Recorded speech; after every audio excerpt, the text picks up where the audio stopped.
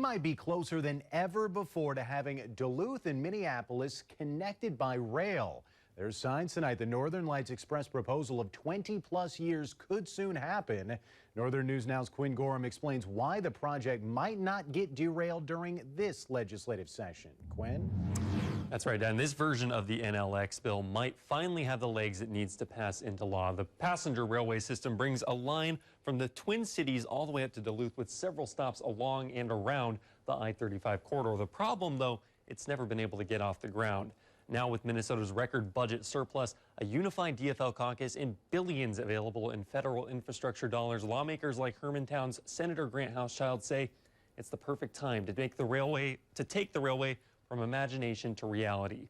The bill as it stands would invest almost $100 million from the state of Minnesota to help build the railway, which would carry passengers between Duluth and the Twin Cities, making several stops along the way. At the state level, that money would come from the budget surplus the state has right now and would be matched by nearly $400 million from the federal government.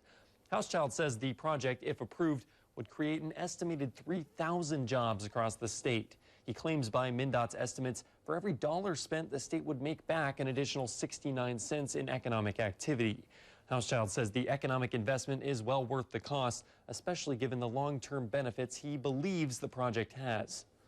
This is something that has been worked on and advocated for a long time. A better connection between the Twin Cities and the Northland is critical both for our tourism industry, but also opportunities for veterans and those that may not have transportation access to the services that they need.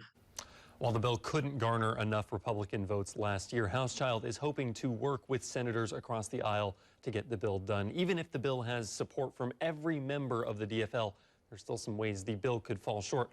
One of the ways that could happen is the bill will either get funding as an appropriation or as a bonding project. An appropriation would require a simple majority that could follow along party lines. Right. But a bonding project would require a supermajority, which would be much more difficult to attain for the DFL.